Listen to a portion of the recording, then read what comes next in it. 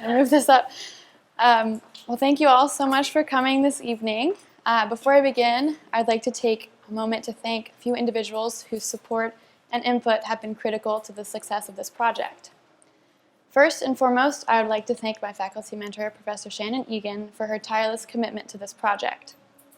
I have learned an extraordinary amount over this past summer, and a very large portion of that was due to her experience in the fields of art history and museum curating, and her extraordinary gifts as a professor.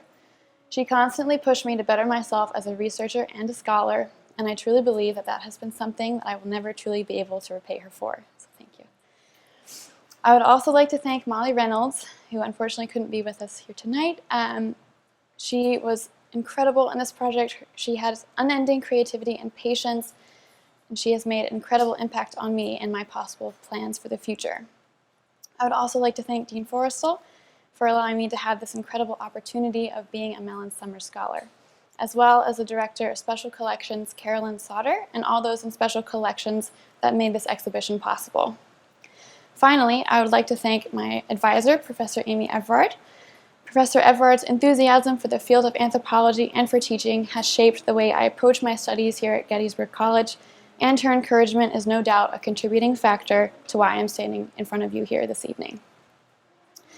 As Professor Egan has already stated, I am an IDS major. The experience of creating my major challenged me to not only pinpoint what my passion is, but to also be able to study this passion from many different points of view. I believe that creating my IDS major gave me a distinct advantage throughout the duration of this project as I approached bodies in conflict with an interdisciplinary studies lens. There are three main components to my Mellon Summer Scholars project. And believe me, after 4 months of people from varying ages and understandings of the subject matter asking me what I did over the summer, I devised a very efficient way of explaining it. The first component is what you're all here to see today, curating a space in Schmucker Art Gallery. This physical aspect of my project entailed many difficult decisions that put me out of my comfort zone. I have researched countless topics and written countless essays, but I have never curated a gallery space before. Working closely with Carolyn Sauter, Molly Reynolds, and Professor Egan, I was presented with a wide array of incredible works of art, and I was amazed at what the college had to offer. After many weeks of deliberation, I was able to decide on 11 groupings of spectacular works of art that are not only visually stunning, but I hope will also spark many intellectual debates regarding their thematic intricacies, visual connections, and historical significance. The second aspect of my project was creating the gallery catalog. Here. To do this, I researched sources specific to the war that each object came from. With this research, I wrote a short essay about each work, compiling the majority of the catalog. With these essays, I attempted to provide the reader with a concise combination of both historical context and art historical analysis, bridging the large time span with theoretical ties that I will discuss in a few minutes. Also, as you will notice, in the front of the catalog there is an introductory essay. I approached this essay much differently than those regarding the works of art, as I delved into the theory and ethics behind creating and distributing images of the body in conflict. The final piece of my Mellon Scholar project involved digital scholarship.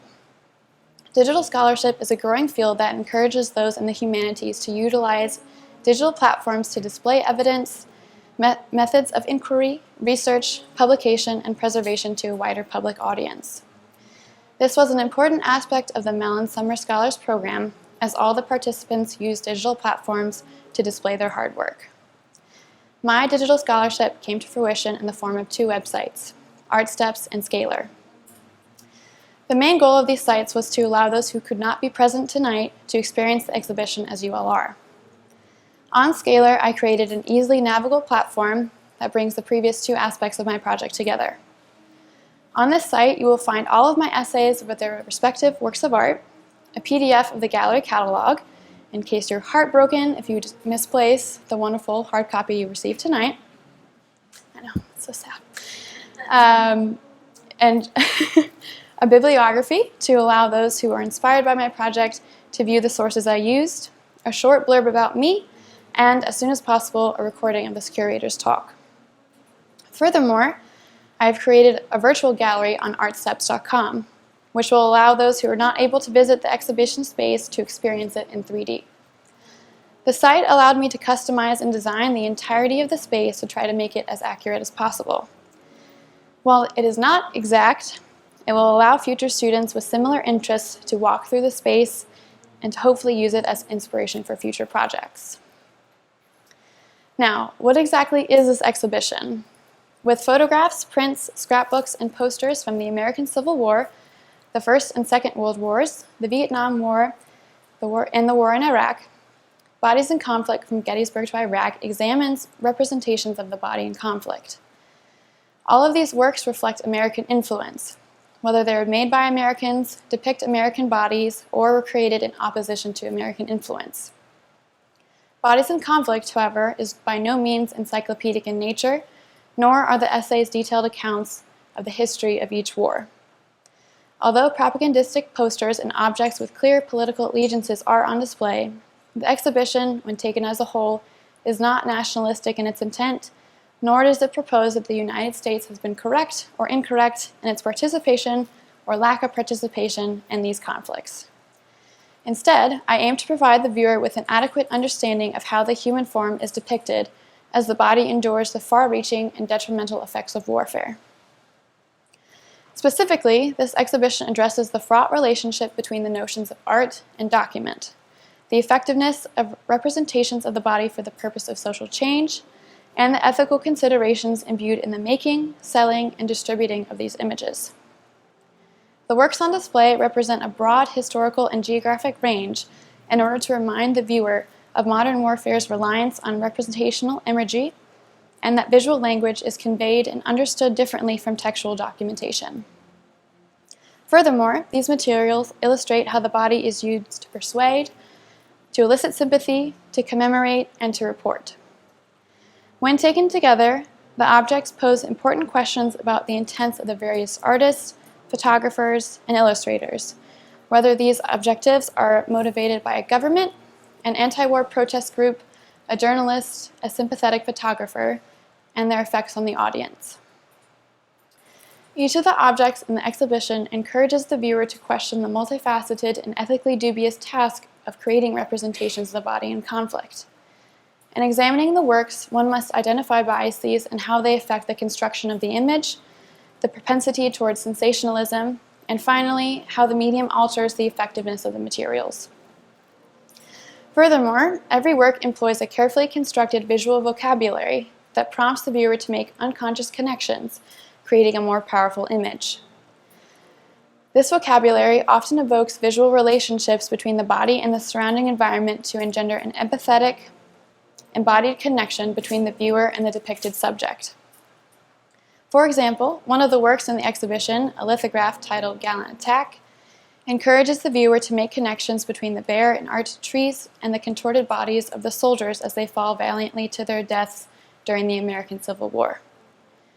Similarly, there is no physical body in Wafa Bilal's photograph Chair, yet the large chair and real human ash scattered about the scale room evoke a narrative about the hostility of warfare. Given the shared subject of historical conflict, the works in the exhibition expose the tumultuous relationship between how art and document are defined. While some works can be defined unambiguously as works of art and others as reportage or as documentary, all of the objects challenge the viewer's assumptions about the veracity of visual media and the politics of the intended audience. It is imperative to remember that each print, photograph, and poster has been carefully arranged and edited. For example, the scrapbook of Lieutenant Francis M. Tompkins' experiences in World War I was composed as he shot each photograph and decided where it should be placed within the pages. Today, it is well known that accomplished Civil War photographer Alexander Gardner moved the bodies of the soldiers on the battlefields of Gettysburg to create more visually compelling photographs, proving that manipulation can occur at any stage of the documentation process. These photographs began to shape the public's understanding of the war and have become instrumental in the development of the discipline of war photography.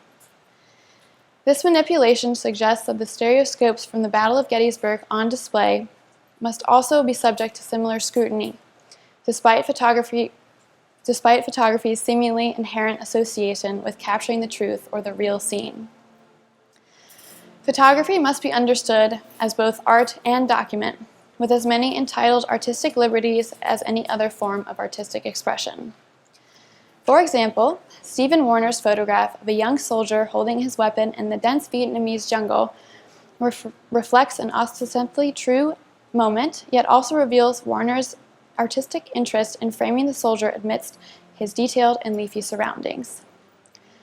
Warner's editing process is made apparent in one photograph inscribed in red with the word "help." The photograph at once reveals his instructions and a plea for help in the editing of the final photographic print. But the viewer cannot also help to understand this word to convey Warner's personal perspective in the midst of a horrifying and ultimately tragic war. Documentary photographs are often viewed as unbiased or objective, particularly when they purport to be journalistic. Personal politics and biases nonetheless permeate much of the war photography seen in this exhibition, particularly as Warner's anti-war sentiments affected his photographs in Vietnam.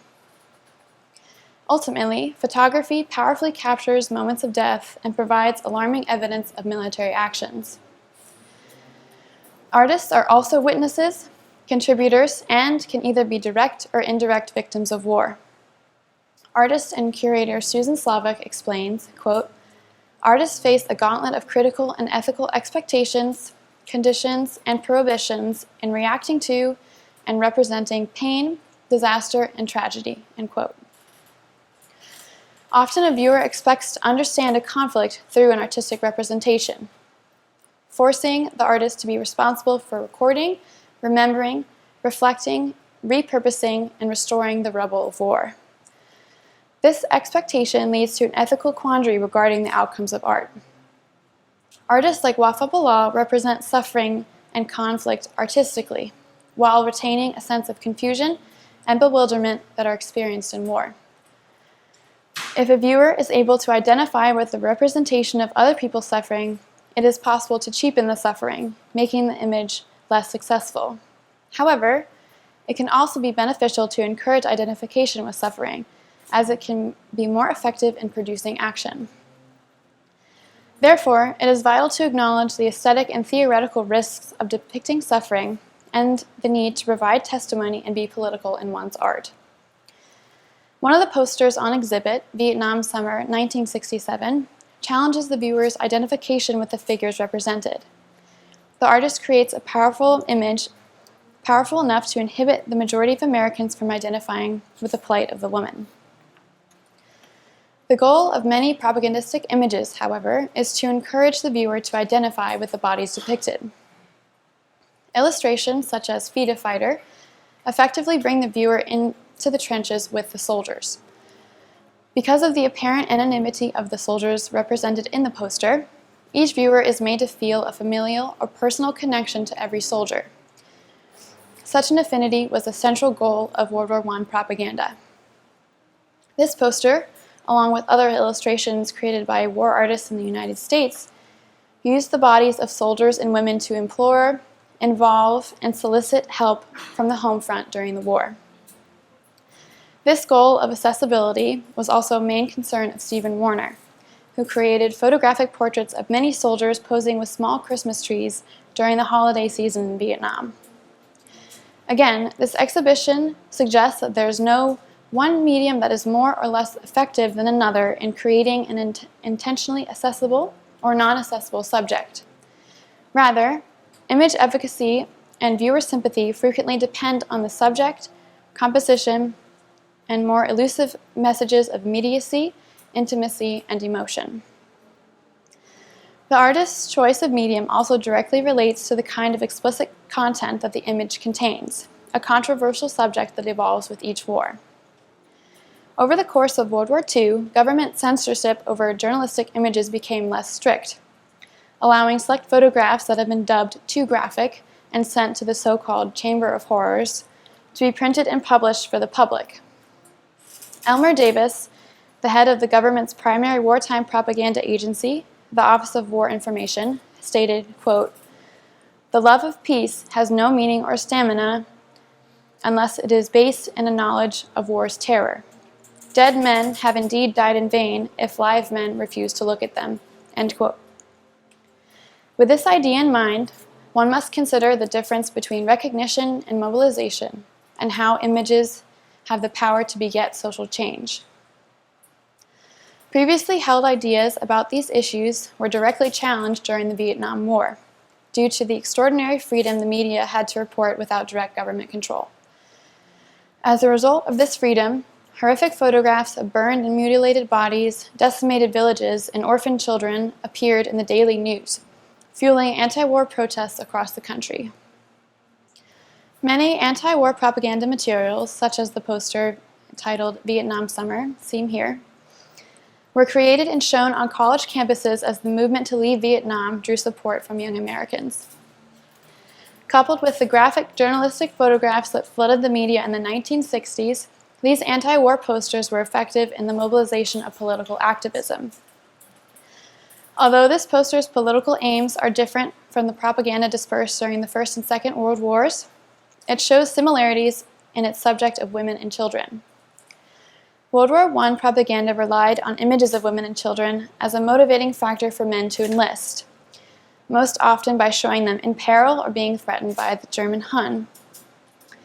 In the Second World War, women were often depicted in propaganda posters to encourage them to work inside and outside the home.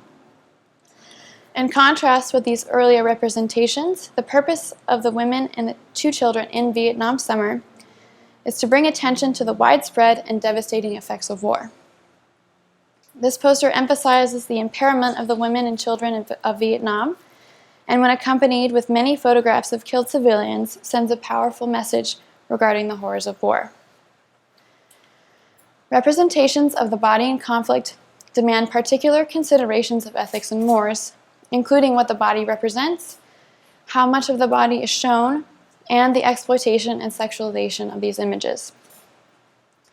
The body is a powerful tool, and it can be used in a myriad of ways to communicate devastation, to effect change, to sway political and public opinion, and to document or cover up what really happened in a conflict.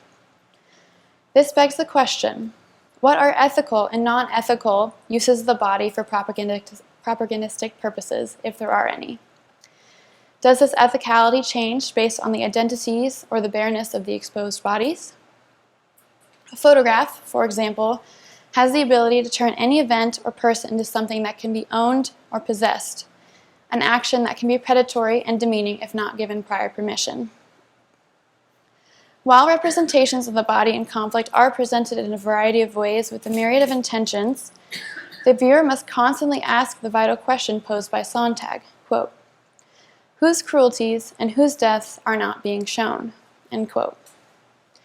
The images in this exhibition are inherently political and transcend their time period, country of origin, and conflict to highlight the unchanging outcome of war, the death and suffering of human beings.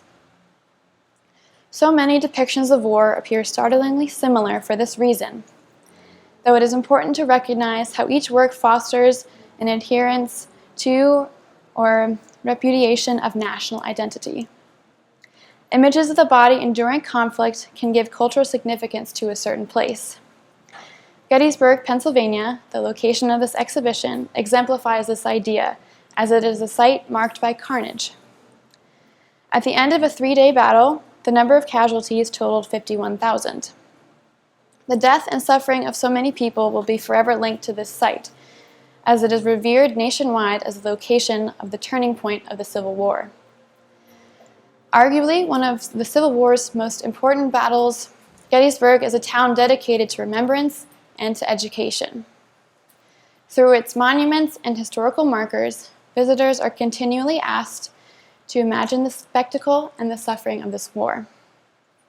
This exhibition, in a place that has been shaped by the bodies that have suffered on Gettysburg's battlefields, then challenges its viewer to make connections among many wars and to consider the body in conflict. Thank you.